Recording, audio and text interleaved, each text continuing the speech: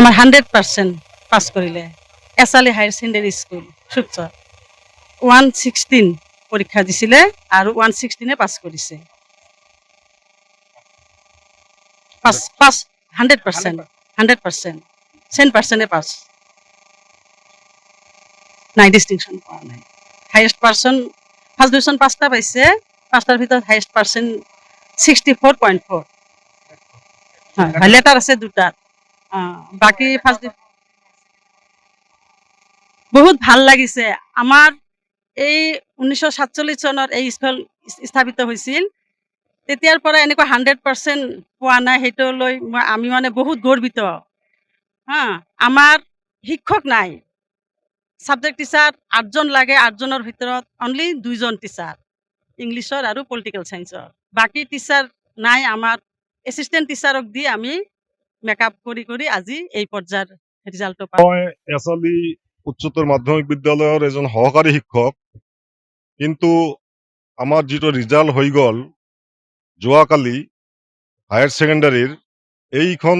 ৰিজাল্টত আমাৰ বিদ্যালয়ৰ পৰা 116 জন পৰীক্ষা দিছিল 116 জনেই উত্তীৰ্ণ হৈছে আমি গৰ্বিত এই কাৰণেই যে আমাৰ এই পিছপৰা অঞ্চলত যিখন সময়ত আমাৰ গ্ৰাম্য অঞ্চলৰ ল'ৰা ছোৱালীবিলাকক চহৰমুখী কৰিবলৈ আমাৰ চৰকাৰে যথেষ্ট ধৰণৰ স্কিম আঁচনি লৈছে এই পৰিৱেশত আমি বহুত ডিমাণ্ড দিয়া সত্ত্বেও আমাৰ হায়াৰ ছেকেণ্ডাৰী পৰ্যায়ত আমাৰ বিষয় শিক্ষক নাই মাত্ৰ 2জন বিষয় শিক্ষক তথাপি ইংলিছৰ বিষয় শিক্ষক বহুত দিন নাছিল বেলেগ এটা হায়াৰ ছেকেণ্ডাৰীৰ পৰা আমাৰ ডিসি ছাৰে যোগাযোগ কৰি এজনক লৈ আহি দি যোৱাবাৰ কোনোমতে চলাইছে বাকীখিনি আমাৰ অধ্যক্ষা মহোদয়ে